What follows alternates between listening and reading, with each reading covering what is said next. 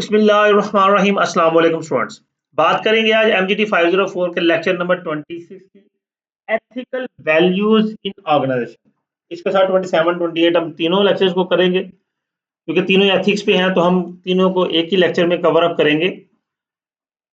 Ji, of the values that make the organisation culture, ethical values are no considered among the most important.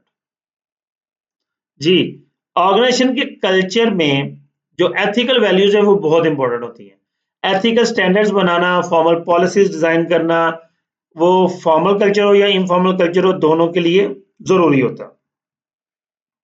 Ethics is a code of moral principles and values that govern the behaviour of person और group with respect to what is right and wrong.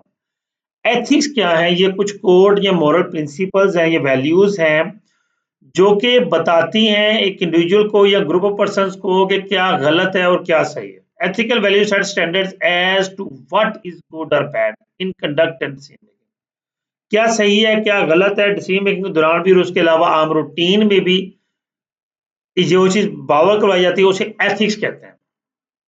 The relationship between ethical standards and legal environment illustrated below। जी, अब थोड़ा सा इसके बारे में बताएंगे कि legal environment और एथिकल स्टैंडर्ड्स जो है उनका रिलेशनशिप क्या है। Ethical standards for most part apply the behavior not covered by law। बहुत से जो एथिक्स पार्ट्स हैं वो बाय लॉ कवर्ड नहीं होते।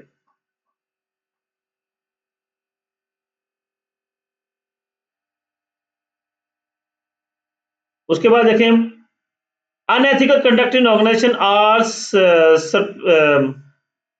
surprisingly widespread। More of the 54% of human resources professional pooled by the Society of Human Resource Management Ethics Resources Center। अच्छा, ये बात कोई नहीं खास नहीं है, वैसे हाईलाइट हो गई है। ओके जी, example of need managerial ethics. अब कुछ एग्जांपल्स हैं जिनमें मैनेजरियल एथिक्स की जरूरत है। The supervisor of travel agency was aware that her agent and she could receive large bonuses for booking 100 or more clients each month with the auto rental form.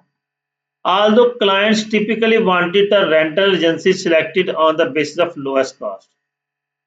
जी, जो supervisor travel agency का वो अपने agents को 100 या उससे ज्यादा clients book करने पर बोनस देता है। ठीक है, अब जो क्लाइंट्स हैं उनकी कोशिश है कि वो लो कास्ट वाले रेंटल एजेंसी की तरफ जाएं। तो इसमें अब देखें मॉरल एजेंसी एथिक्स क्या है कि सुपरवाइजर ने सिर्फ ये कह दिया और बताया नहीं किस तरह करना है, तो वो कोई भी हरबा यूज कर सकते हैं, तो ये बिलो एथिक्स है। The executive in charge of a part distribution facility told employees to telephone customers that inventory was in stock even if it not was। यानी कि अगर किस कस्टमर की कॉल आए कि जी क्या बना हमारे स्टॉक का, तो उसे कहिए जनाब हमारी स्टॉक इन्वेंट्री इन प्रोसेस है, आप बेफिक्र रहें, जल्द आपको मिल जाएगी, जबकि हकीकत में ऐसा नहीं था। तो ये एक अनएथिकल एक्टिविटी है। The project manager of consulting project wondered whether some facts should be left out the report because the marketing executive paying for the report would look bad if the facts are reported। जी, जो report पेश की जा रही है project manager उसमें से कुछ चीजें जो कि रिपोर्ट को खराब कर सकती हैं उनको एलिमिनेट कर देता है। North American manufacturer operating abroad was asked to make cash payments to the government officials and was told it was consistent with local customs despite. अच्छा, ये रिश्वत देने का मामला आ जाता है। तो इन सब में एथिकल स्टैंडर्ड्स की जरूरत है। Sources of ethical values in organization। The standards of ethical or socially responsible conduct are embedded within each employee as well as within the organization itself। यानी कि एथिक्स होती है ऑर्गेनाइजेशन के अंदर ही होते हैं या एम्प्लॉय के अंदर ही हैं। एम्प्लॉय खुद हर यानी कि उसका जो कह लें कि हर इंसान के अंदर एक मुफ्ती है जो उसे सही गलत का बता रहा होता है, लेकिन इंसान उसको सुने या ना सुने वो एक अलग मैटर है। ठीक है, ये बात उसने यहाँ पे की है कि हर employee within each employee के अंदर ही है कि एथिक्स क्या है। नेक्स्ट आती है personal ethics. Every individual bring a set of personal beliefs and values into the workplace.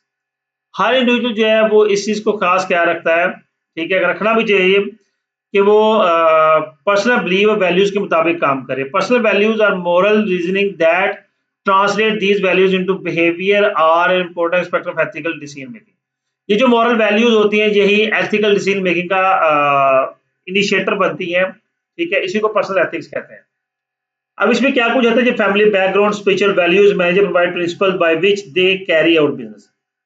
अब फैमिली बैकग्राउंड बहुत ज्यादा मैटर करती है किसी भी इंसान के लिए, ठीक है। In addition people go through stages of moral development that affect their ability to translate values into behaviour. क्या कहता है जी कि जो मॉरल वैल्यूज हैं, जो फैमिली बैकग्राउंड है, जो किसी भी एम्प्लॉय के लिए बहुत इंपॉर्टेंट होता है। अब लोग जो है स्टेजेस कवर करते हैं, ठीक है, स्टेजेस से मुख्तलिफ स्टेजेस से गुजरते हैं अपनी मॉरल डेवलपमेंट के लिए, क्योंकि जो मॉरली डेवलप नहीं लोग होते, कुछ फैमिली बैकग्राउंड स्ट्रांग नहीं है, तो उनके लिए फिर स्टेप बाय स्टेप अपने आप को डेवलप करना जरूरी होता है। अब ये इनिशिएट है। मॉडरेट लेवल, इंटरमीडिएट लेवल क्या जाता है कि development of people, development level of development क्या है, people learn to conform the expectation of good behaviour as defined by the colleagues and society. अब जो उसकी सोसाइटी, जो कोलीग्स ने जो बिहेवियर डिफाइन कर दिया है, जो ऑर्गेनाइजेशन डिफाइन हो गया है, अब वो पीपल जो है उसको लर्न करना स्टार्ट करते हैं ताकि वो उस एक्सपेक्टेशंस पे पूरा उतरे जो कि ऑर्गेनाइजेशन के ऑलरेडी हैं। और फिर तीसरे नंबर पे आया था कि यही जब चीज़ें वो सीख लेते हैं तो फिर वो उसको स्टैंडर्ड्स बनाते हैं और उसी के मुताबिक फिर अपने बाकी मामलात को टैकल करते हैं। जी, ऑर्गेनाइजेशन कल्चर क्या है?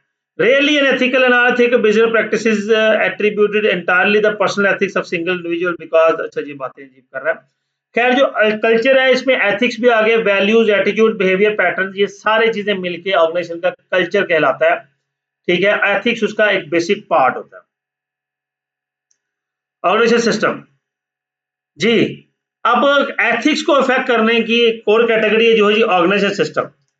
एक ऑर्गेनाइजेशन का सिस्टम अगर स्ट्रांग है और on the basis of ethics बना हुआ है तो वो एक इंडिविजुअल के एथिक्स को अच्छा खासा इफेक्ट करता है। जिसमें आप इसमें ऑर्गेनाइजेशन सिस्टम में बात कर लें कि सिस्टम जो ऑर्गेनाइजेशन का ये है कि जो हर एम्प्लॉय को इक्वल ट्रीट किया जाता है, इक्वलिटी को फोकस किया जाता है। ऐसे रूल्स एंड रेगुलेशन बनाए गए हैं जिनमें हर बंदे को पता है कि मेरी अथॉरिटी क्या है, मैंने किसके साथ किस तरह से बात करनी है, कौन सा काम किस तरह से परफॉर्म करना है, ये सारा ऑर्गेनाइजेशन स्ट्रक्चर है। और अल्टीमेटली ये go towards the ethics. Next हमारे पास आ जाएगा जी managerial ethics and social responsibility are influenced by the variety of external stakeholders groups. अब देखिए जी, जो मैनेजरियल एथिक्स हैं वो बहुत से एक्सटर्नल स्टेक होल्डर से भी इफेक्ट होते हैं। अब मैं ये थोड़ा सा ना बता दूं, बार बार टर्म आ रही है स्टेक होल्डर्स की। स्टेक होल्डर का मतलब होता है कि वो लोग जो जिनका किसी न किसी तरीके से ऑर्गेनाइजेशन के साथ कोई ना कोई ताल्लुक वाबस्ता है, ठीक है। स्टेक आप कह सकते हैं कोई इंटरेस्ट है, कोई ताल्लुक है, कोई मुफाद, स्टेक वैसे मुफाद हो कहेंगे, मुफाद वाबस्ता है। अब इसमें कौन कौन से लोग आ जाते हैं, इसमें कंपनी के एम्प्लॉयज आ जाते हैं, मैनेजर्स, कंपनी का सीनियर स्टाफ आ जाता है, कंपनी के क्लाइंट्स आ जाते हैं, कस्टमर्स आ जाते हैं, कंपनी के क्रेडिटर्स आ जाते हैं, जैसे कंपनी के सप्लायर्स आ जाते हैं, कंपनी का बैंक आ जाता है।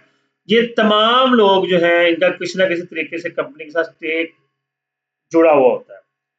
और कुछ इंटरनल स्टेक होल्डर्स होते हैं, कुछ एक्सटर्नल है, और जो मैनेजर्स एक्सटर्नल स्टेक होल्डर की वजह से इफेक्ट होता है, ठीक है, वो भी एथिक्स का पार्ट है। स्पेशल इंटरेस्ट ग्रुप कंटिन्यू, अच्छा नीचे आ जाए, special interest group continue to be one of the largest stakeholder concern that companies face today. These those concerns are corporate responsibility. अब जी सोसाइटी जो है ये भी एक स्टेक होल्डर है एक ऑर्गेनाइजेशन का, और कॉर्पोरेट रिस्पांसिबिलिटी है कि वो एनवायरनमेंट का ख्याल रखे।